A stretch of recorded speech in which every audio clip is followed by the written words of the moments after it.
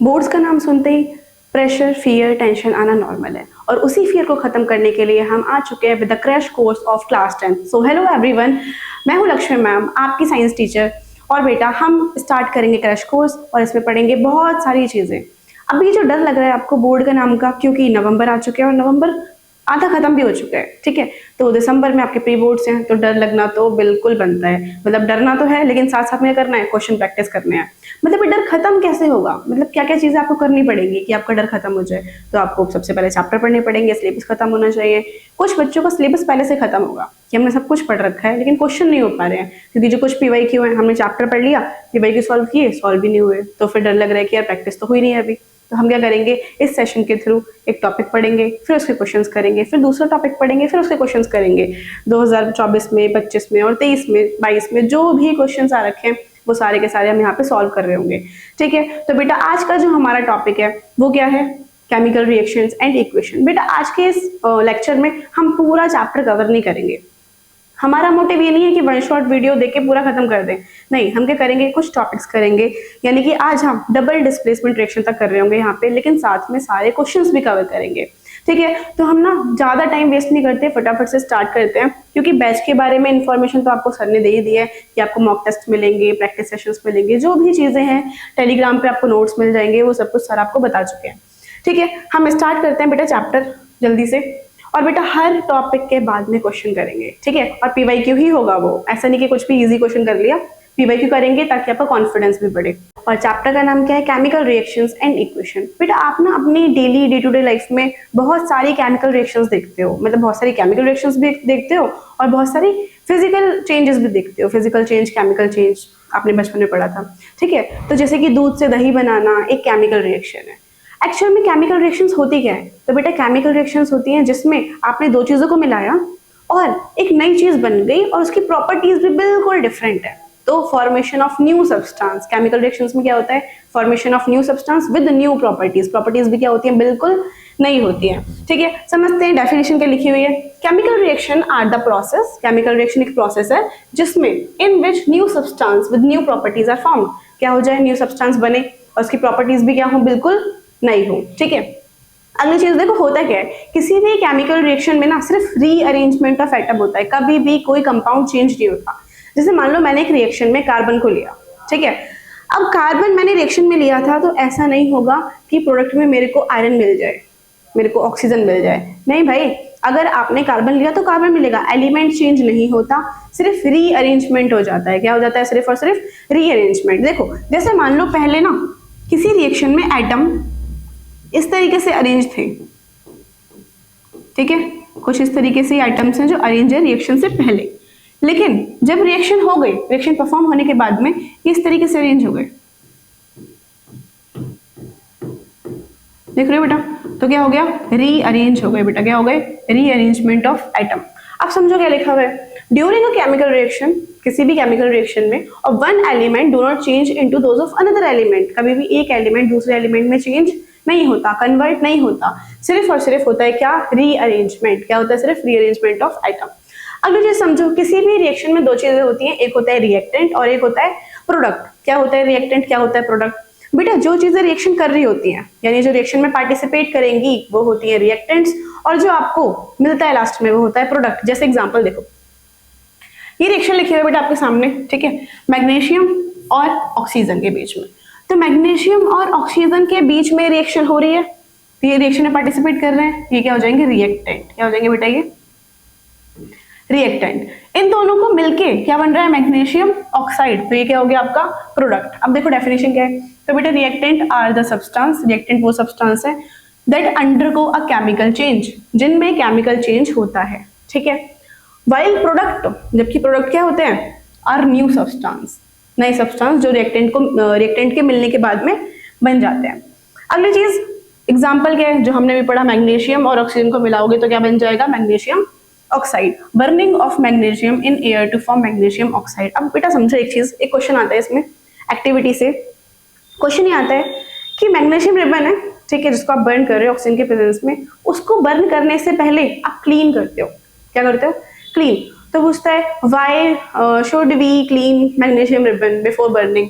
तो भाई क्यों करना पड़ेगा? तो बिफोर बर्निंग इन एयर, आपको बर्न करने से पहले उसको क्लीन करना पड़ेगा ताकि कोई इम्प्योरिटी बर्न ना हो। आपको प्योर मैग्नीशियम को बर्न करना है, कोई और चीज साथ में बर्न ना हो, इसलिए आप पहले उसको क्लीन कर लोगे।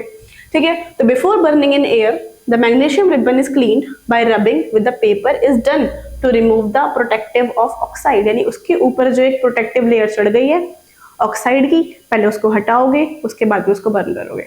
ठीक है, अगली चीज एग्जांपल ऑफ केमिकल रिएक्शन क्या क्या हो सकते हैं। तो भाई आपने वुड को जला दिया, आप किसी भी चीज का कंबशन करोगे, वो सारे के सारे आपके केमिकल रिएक्शंस के एग्जांपल होंगे।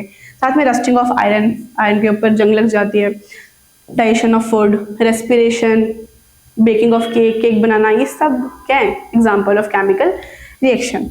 अब बेटा सुनो, एक क्वेश्चन करते हैं, समझो क्वेश्चन में बोला क्या है।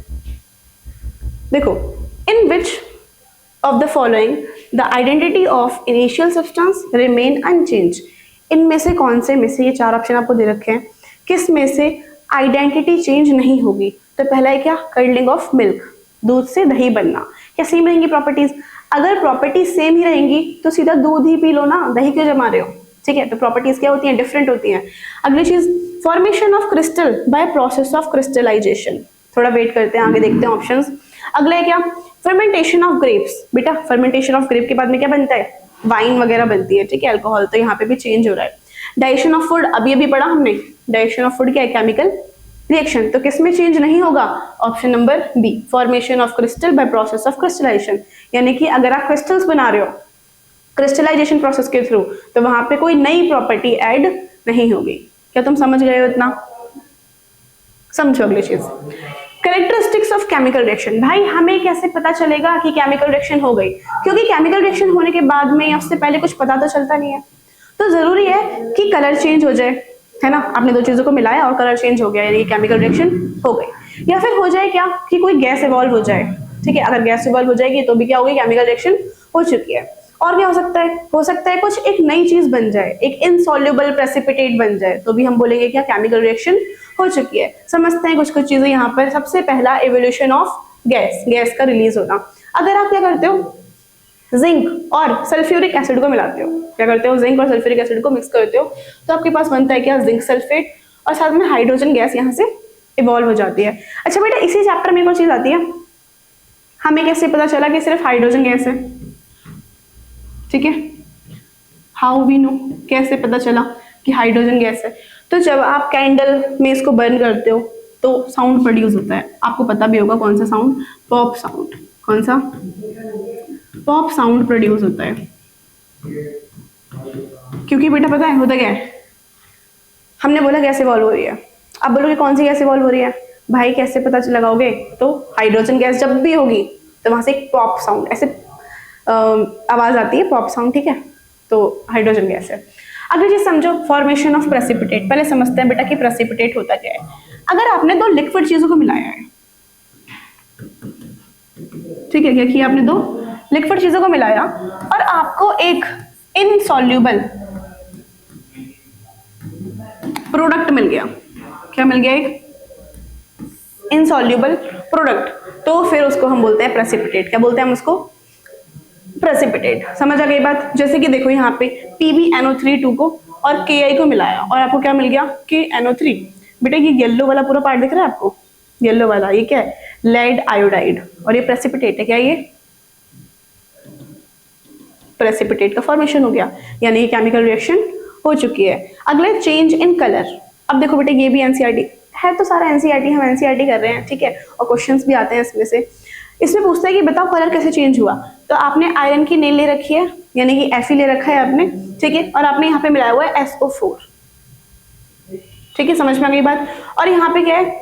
आपने कॉपर डिपॉजिट कर रखा है। अब क्या होगी? रिएक्शन होगी। अब देखो समझो कैसे होगी reaction. Fe plus CuSO4। Fe तो ये रहा, आयरन ने डाल रखी थी, और ये पूरा आपका CuSO4 था। तो हो क्या जाएगा? क्योंकि Fe जो है वो ज्यादा रिएक्टिव होता है, तो वो कॉपर को कर देगा डिस्प्लेस। क्या कर देगा? डिस्प्लेस, और इसकी जगह पर आके बैठ जाएगा और क्या बना देगा बेटा? बना देगा FeSO4 प्लस कॉपर। कॉपर हो जाएगा अलग। तो पहले इस रिएक्शन में जो सॉल्यूशन है उसका कलर था ब्लू, और अभी वो कन्वर्ट हो चुका है किसमें? ग्रीन में। समझ में आ गई इतनी बातें? अगले दो और कैरेक्टरिस्टिक्स हैं, समझो कौन कौन से। तो सबसे पहला है चेंज इन टेम्परेचर। समझो बेटा, इसका एग्जांपल समझो। अगर आपके पास में कैल्शियम ऑक्साइड है, जिसको चूना बोलते हैं, चूना, वो कैल्शियम ऑक्साइड, उसको वाटर में अगर आप मिलाओगे तो हीट रिलीज होती है। क्या होती है? Heat release. ये समझने से पहले एक और चीज समझेंगे बेटा, कॉपी में लिख लेना आप लोग। दो चीजें होती हैं, एक होता है एक्सोथर्मिक, एक होता है एंडोथर्मिक। ठीक है, लिखेंगे मेरे साथ में, एक्सोथर्मिक,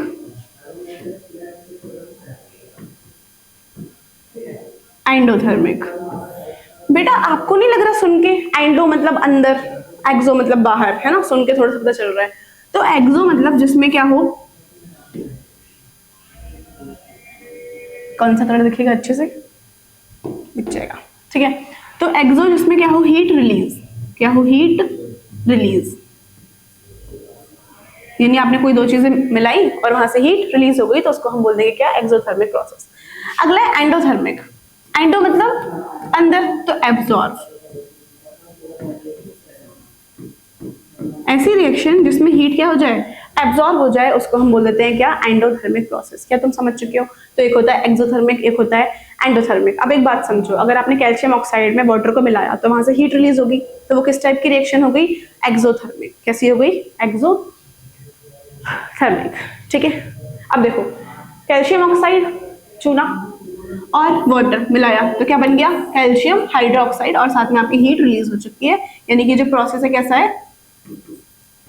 एक्सोथर्मिक प्रोसेस है। कैसा प्रोसेस है बेटा? एक्सोथर्मिक। आगे समझते हैं। अगले चेंज इन स्टेट। अगर स्टेट चेंज हो जाए, अब पहले समझते हैं फिर पढ़ेंगे क्या लिखा हुआ है। ध्यान से समझो। अगर मैं आपसे कहूँ कि बेटा आपने कैंडल ली, उसको बर्न कर दिया, ठीक है, तो पता है कुछ बच्चे, जैसे ऑफलाइन क्लासेस जब हमारी होती हैं, तो कुछ बच्चे पूछते हैं कि मैम एक बात बताओ, कैंडल को जलाया, उसकी वैक्स तो नीचे ही आ गई ना, दोबारा कैंडल बना दो। बेटा क्या कोई गैस रिलीज नहीं हो रही है उसमें से? हो रही है ना, कार्बन डाइऑक्साइड रिलीज हो रही है। और फिर सबसे जरूरी, कभी भी किसी भी चीज का कंबशन हो रहा है तो वो केमिकल रिएक्शन ही है, केमिकल चेंज है वो। ठीक है, तो यहाँ पे भी क्या हो रहा है? कैंडल आपके पास में बर्न किया, वैक्स नीचे आ गई, लेकिन गैस तो रिलीज हुई है ना, तो यहाँ पे क्या हो जाएगा? ये केमिकल चेंज। अब बेटा इसका भी एक क्वेश्चन करेंगे। देखो हर टॉपिक में से ना क्वेश्चंस होते हैं। जो हमने अभी क्वेश्चन किया था इससे पहले, वो किस ईयर का था? चेक करते हैं। नहीं लिखा क्या इसमें? लिखा है। तो ये क्वेश्चन था कब का? 2020 का। ठीक है, लेकिन अभी जो हम कर रहे हैं, ये वाला क्वेश्चन कब का है बेटा? देखो ये है 2023 का। तो हम सारे के सारे PYQ कर रहे हैं आपके। ठीक है, अब समझो क्वेश्चन में क्या बोला।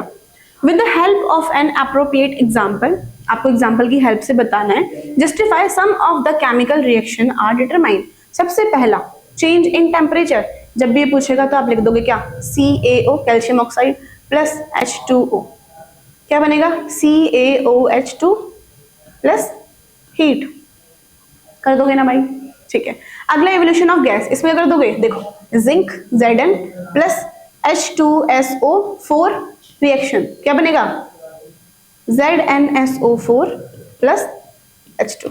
ठीक है, अगला चेंज इन कलर, इसमें क्या करोगे? देखो Fe, जिंक वाला एग्जांपल जिसमें कलर चेंज होता, प्लस CuSO4 रिएक्शन, क्या हो जाएगा? FeSO4। देखो बेटा इधर से विजिबल है, FeSO4 प्लस Cu। समझ गए आप बात? ठीक है, तो गिव केमिकल इक्वेशन फॉर, हमने लिख दी पहले ही। समझ गए बेटा ये सारे के सारे। अच्छा, अगर इन तीनों के अलावा कुछ और आ जाए, जैसे कि आ जाए फॉर्मेशन ऑफ प्रेसिपिटेट, तो आप कौन सा लिखोगे? तो आप ये लिखोगे, ये वाली रिएक्शन। ठीक है बेटा, फॉर्मेशन ऑफ प्रेसिपिटेट अगर आ जाए तो ये लिख देना। ठीक है, आगे बढ़ते हैं। अब है आपके टॉपिक का नाम केमिकल इक्वेशन। के टॉपिक का नाम केमिकल इक्वेशन। देखो समझते हैं।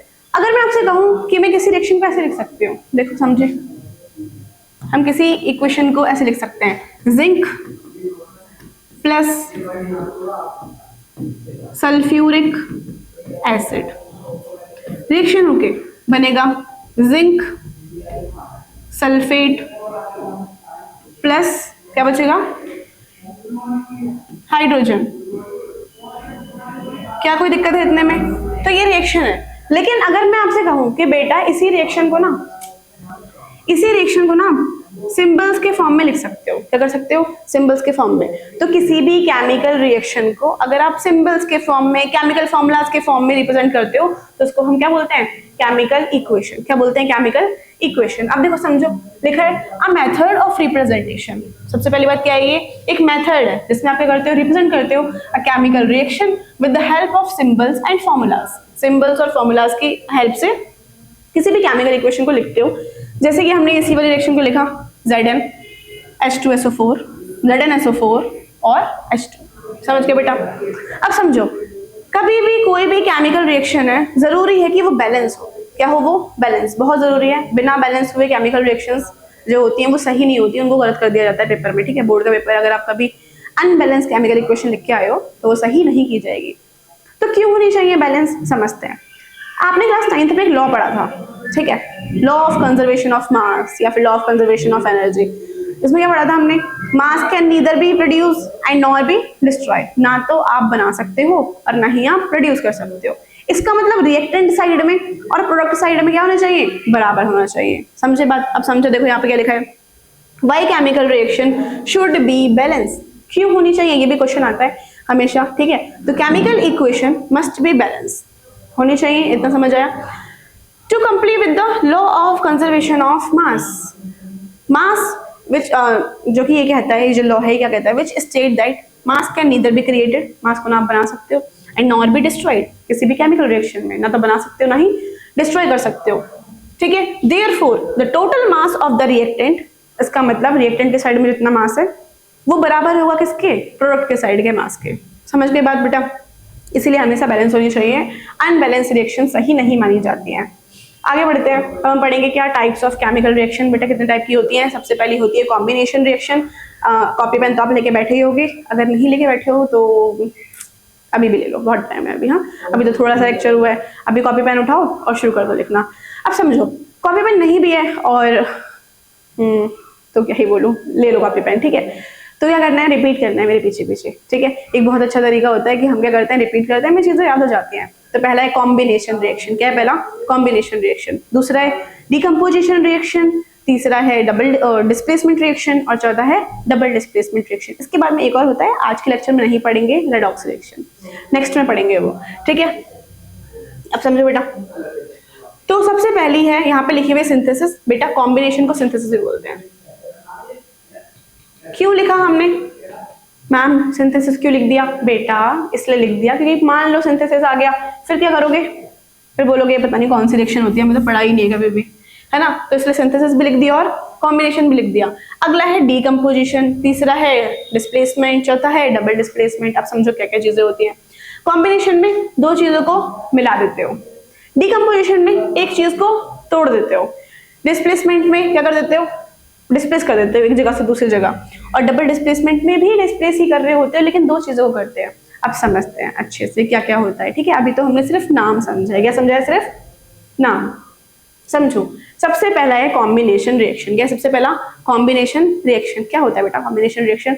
तो कॉम्बिनेशन रिएक्शन में आपके पास में दो अलग अलग रिएक्टेंट होते हैं, उनको कंबाइन कर देते हो। कॉम्बिनेशन कंबाइन कर दोगे, एक प्रोडक्ट मिल जाएगा आपको। क्या मिल जाएगा? एक प्रोडक्ट। तो a combination reaction also known as synthesis reaction। combination reaction को आप synthesis reaction भी बोलते हो। a chemical reaction where two or more substance combine to form a single product। जहाँ पे क्या हो? दो या फिर दो से ज्यादा भी रिएक्टेंट हो सकते हैं जो मिलकर क्या बना रहे हो? एक सिंगल प्रोडक्ट बना रहे हो, उसको हम बोल देते हैं कॉम्बिनेशन रिएक्शन। जैसे A प्लस B मिलके बना रहे हैं क्या? AB। अब समझो बेटा आगे। एग्जाम्पल H2 प्लस N2 मिलके क्या बना रहे हैं? NH3 ammonia. MgO CO2 MgCO2। ठीक है, अब ये वाले एग्जांपल्स आप पढ़ लोगे खुद से। एक बात बतानी थी आपको कि कहीं आप ये ना सोचो कि मैम आपने ना वो नहीं पढ़ाया, बैलेंसिंग नहीं पढ़ाई। आज वाले लेक्चर में हम डबल डिस्प्लेसमेंट तक कवर करेंगे। नेक्स्ट जो लेक्चर होगा उसमें हम रेडॉक्स रिएक्शन पढ़ रहे होंगे। ऑक्सीडेशन क्या होता है, रिडक्शन क्या होता है, ऑक्सीडाइजिंग एजेंट क्या होता है, रिड्यूसिंग एजेंट, कोरोजन, रेंसिडिटी और बैलेंसिंग। ठीक है, यानी बैलेंसिंग मैंने वहां के लिए छोड़ा क्योंकि वहां पे ना बहुत सारे क्वेश्चन करेंगे बैलेंसिंग से रिलेटेड। ठीक है, तो अभी हम वो चीज नहीं देख रहे हैं, अभी हम टाइप्स ऑफ केमिकल रिएक्शन पे ध्यान देंगे सिर्फ। अगला है डिकम्पोजिशन रिएक्शन। इसमें क्या होता है बेटा?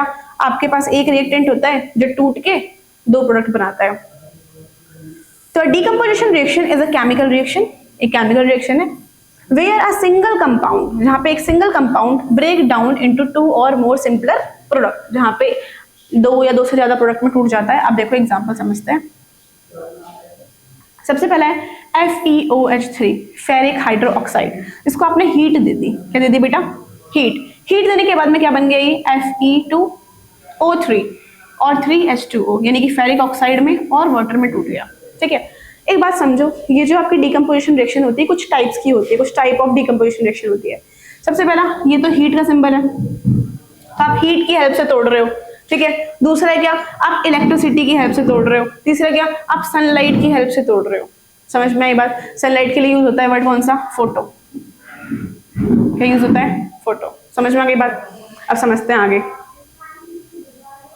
समझेंगे पहले क्या? थर्मोलिसिस। क्या समझेंगे बेटा? थर्मोलिसिस। थर्मो मतलब हीट, इलेक्ट्रो मतलब इलेक्ट्रिसिटी। तो थर्मो में आपका सबसे पहला है क्या? Calcium carbonate. बेटा ध्यान रखना, यही वाला क्वेश्चन आएगा अभी आगे। ठीक है, तो क्या है? कैल्शियम कार्बोनेट CaCO3, आपने इसको हीट दे दी और ये क्या बन गया? कैल्शियम ऑक्साइड, और साथ में रिलीज हो गई क्या? Carbon dioxide gas. समझ गए बात? अगला सोडियम कार्बोनेट दे रखा है, हीट का क्या हो गया? सोडियम ऑक्साइड और कार्बन डाइऑक्साइड गैस रिलीज हो गई। समझो अगली चीज, इलेक्ट्रोलाइटिक डिकम्पोजिशन। यहाँ पे इलेक्ट्रिसिटी की हेल्प से आप ब्रेक करते हो। बेटा ये ना बहुत इंपॉर्टेंट है, बहुत ज्यादा इंपॉर्टेंट है, आता है पेपर में कि आप ना वाटर को वैसे तो तोड़ नहीं सकते, लेकिन बस एक ही प्रोसेस है जिसके थ्रू तोड़ सकते हो, और वो क्या है आपका? Electrolytic decomposition. देखो यहाँ पे क्या है, वाटर था आपके पास में, इलेक्ट्रिसिटी पास कराई, 2H2 और O2 बनाए। इससे रिलेटेड भी क्वेश्चन है, बहुत ही बढ़िया, अभी समझाऊंगी आगे। अगला समझो, a chemical reaction where a compound break down into simpler substance by absorbing light energy. जब लाइट एनर्जी को एब्सॉर्ब करके रिएक्शन हो तो उसको हम क्या बोल देते हैं? फोटोलिटिक। अब समझो यहाँ पे HB लिखते हैं हम। ठीक है, AgBr है, सिल्वर ब्रोमाइड क्या बन रहा है? Ag और Br में टूट रहा है अलग अलग। इससे रिलेटेड भी क्वेश्चन है, यानी कि इन तीनों से रिलेटेड क्वेश्चन अब हम करेंगे। समझ गए बेटा? समझो पहला question, name the compound used in black and white photography. आपके एनसीईआरटी का क्वेश्चन है, मतलब एनसीईआरटी में दे रखा है। ठीक है, एक्टिविटी में। तो ऐसा कौन सा कंपाउंड है जो किसमें यूज होता है? ब्लैक एंड व्हाइट फोटोग्राफी में यूज होता है। State whether the reaction that occur in exothermic or endothermic. आपको बताना है जो रिएक्शन हो रही है वो एक्सोथर्मिक होगी या फिर वो एंडोथर्मिक होगी। ठीक है, give justification for your answer, और अपने आंसर के लिए जस्टिफिकेशन भी देनी है। तो बेटा देखो इधर प्रीवियस वाले पे चलते हैं, AgBr वाली रिएक्शन लिखेंगे हम। ठीक है, समझो।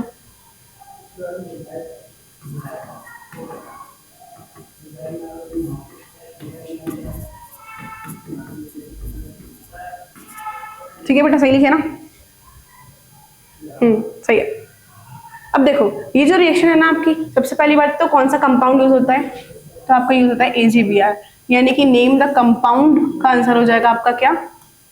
AgBr। फिर उन्होंने आपसे बोला था कि आपको रिएक्शन लिखनी है, आपने रिएक्शन लिख दी। फिर पूछा एक्सोथर्मिक है या फिर एंडोथर्मिक है, तो मैंने आपको बताई थी दो चीजें, एक्सो एंडो। यहाँ पे हीट क्या होती है बेटा? रिलीज, और यहाँ पे हीट क्या होती है बेटा? एब्जॉर्ब। अब एक बात समझो, देखो पीछे दोबारा से, यहाँ पे क्या लिखा हुआ है? सनलाइट। अब देखो यानी कि यहाँ पे भी लिखोगे, यानी कि हीट क्या हो रही है? एब्जॉर्ब। एक बात समझो, अगर हीट एब्जॉर्ब नहीं हो रही होती तो क्या Ag और Br में टूटता ही नहीं भाई, समझे? तो यहाँ पे हीट क्या हो रही है? एब्जॉर्ब, यानी कि एक एंडोथर्मिक प्रोसेस है। जस्टिफिकेशन भी हो गई, समझ गए ना बात? तो AgBr हो गया। अगला, which of the following reaction is categorise as thermal decomposition? पढ़ते हैं। सबसे पहला H2O। भाई वाटर को तो सिर्फ एक ही चीज तोड़ सकती है, वो क्या है? इलेक्ट्रिसिटी। तो यहाँ पे आ जाएगा इलेक्ट्रो। AgBr AgCl, अभी शायद पढ़ा है हमने, क्या होता है इसका? फोटोलिटिक। Last CaCO3। ओ देखो बेटा देखो, क्या यही वाला एग्जांपल पढ़ाया था अभी? और ये किसका एग्जांपल है? थर्मोलिसिस का। किसका एग्जांपल है? थर्मोलिसिस, यानी कि ऑप्शन नंबर डी हो जाएगा आपका आंसर। समझ गए? ठीक है, कब आया था ये? इसमें लिखा है क्या? ये आया था आपका 2021-2022 वाले में। ठीक है बेटा, अब समझो आगे। अगला question, answer the following question in the context of electrolysis of water. देखो बेटा समझते हैं, कुछ चीजें ऐसी होती हैं जो हमने डायरेक्टली वैसे नहीं पढ़ा लेकिन हम क्वेश्चन के थ्रू पढ़ रहे हैं। यहाँ पे बोला इलेक्ट्रोलिसिस ऑफ वाटर, वाटर के इलेक्ट्रोलिसिस में why is this process called as decomposition reaction. ओहो इतना इजी। क्या होता है इसमें, H2O टूटता है H2 प्लस O2 में, बैलेंस है क्या, नहीं, 2 लगाया बैलेंस है, समझ के बाद। अब समझो तो भाई आपके पास एक रिएक्टेंट था, टूट के कितने प्रोडक्ट बन रहे हैं, 2 प्रोडक्ट बन रहे हैं, इसीलिए इसको हमने डीकम्पोजिशन रिएक्शन बोला, लिख दोगे इतना, ठीक है। अगला, giving reason state whether this reaction is exothermic or endothermic. बेटा जी क्या दे रहे हो, इलेक्ट्रिसिटी, यानी कि एंडोथर्मिक। क्या हो जाएगी ये, एंडोथर्मिक। अगला, name the gases collected at anode and cathode. एक बात बताती हूँ, मेरे को ना कभी याद नहीं होता था, ये कभी नहीं याद होता था कि एनोड पे कौन सी गैस होती है, कैथोड पे कौन सी होती है। पहली बात तो याद रखो 2 ही है, एक तो हाइड्रोजन और एक ऑक्सीजन, ऐसा याद रखो। ए है ना, ए तो यहाँ पे हो जाएगा ऑक्सीजन। कोई लॉजिक नहीं है इस बात का, ठीक है, कुछ नहीं है, क्योंकि निमोनिक्स ट्रिक्स के वजह से भी कोई लॉजिक नहीं होते, तो ऐसे याद होता था मेरे को तो। और कैथोड पे क्या हो जाएगा आपका, हाइड्रोजन, ठीक है। तो ऐसा देखो, ए ऐसे घुमा हुआ होता है, ए बी, और ओ भी ऐसे घुमा हुआ होता है थोड़ा सा, देखो सुनो, ए ओ दोनों घूमे घूमे हैं, तो एनोड पे क्या हो जाएगा, ऑक्सीजन। समझ के बाद बेटा ये वाला क्वेश्चन देखो, ये वाला ध्यान से समझना है, इतना ध्यान से समझना है ना, बिल्कुल proper. What is the mass ratio, क्या बताना बेटा आपको, मास रेशियो। ये ना आपका क्वेश्चन इसमें लिखा कब आया था, नहीं लिखा एग्जैक्टली, ये जो 4th वाला पॉइंट है इसका, ये पता कब आया था, अभी जो आपके 2025 में पेपर हुए थे ना बच्चों के, जो बच्चे अभी 11th में, मतलब उनके पेपर में आया था ये, ठीक है। तो लिखा है what is the mass ratio of the gases collected at the anode and cathode. Anode पे और कैथोड पे कौन सी गैस होंगी, रिएक्शन लिखनी पड़ेगी भाई, क्या लिखनी पड़ेगी, reaction H2O H2 plus O2, समझ के बाद रिएक्शन हो गई। अब देखो बेटा इसका मास निकालते हैं, क्लास 9 में सीखा था आपने, तो 2 × 2 कितना हो जाएगा, 4। इसका मास कितना हो जाएगा बेटा, ऑक्सीजन कितना होता है, 16 × 2 16 × 2 32, 32, ठीक है। यहाँ पे बोला mass ratio of gases collected, पहले एनोड पे फिर कैथोड पे। एनोड पे कौन सी होती है, ऑक्सीजन, यानी कि 32 रेशियो 4। कर दो उसको डिवाइड, देखो ऐसे सिंपल डिवाइड करते हैं, क्या आएगा 8:1। क्या तुम समझ चुके हो, समझे। अब एक बात बताती हूँ, अगर ये रिएक्शन बैलेंस ना होती, तो आंसर गलत आता आपका। आंसर पता क्या आता, आंसर आता फिर 1:16, मतलब 16:1, वो गलत हो जाता, समझे। इसीलिए रिएक्शन का बैलेंस होना ना बेटा बहुत ज्यादा जरूरी है, ठीक है। अब समझो आगे, अगले क्वेश्चन में क्या बोला, calcium oxide react vigorously with water. Calcium oxide जो है वो रिएक्ट करता है वाटर के साथ में और प्रोड्यूस करता है क्या, स्लिक्ड लाइम, जिसको हम बोलते हैं क्या, कैल्शियम हाइड्रो ऑक्साइड। समझ गए इतनी बात। अब समझो, ये रिएक्शन भी लिखी हुई है इन्होंने। This reaction can be classified, इसको हम क्या बोल सकते हैं, सबसे पहली बात तो ये कॉम्बिनेशन रिएक्शन है, 2 चीजों को आपने कंबाइन किया है। दूसरी चीज एक्सोथर्मिक है, नो, ओ सॉरी बेटा सॉरी, एक्सोथर्मिक है, हाँ एक्सो मतलब हीट रिलीज हो रही है, इसमें से हीट क्या होती है, रिलीज, अभी तो पढ़ाया था, ठीक है। तो ए और बी। एंडोथर्मिक नहीं, ऑक्सीडेशन नहीं, तो इसका ऑप्शन नंबर लास्ट वाला ए और बी। और ये कब आया था बेटा, 2020 में, समझ के बाद। अब आगे बढ़ते हैं नेक्स्ट।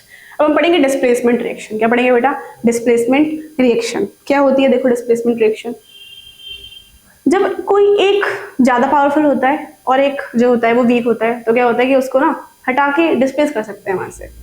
लेकिन पावरफुल वीक समझ नहीं आ रहा कुछ।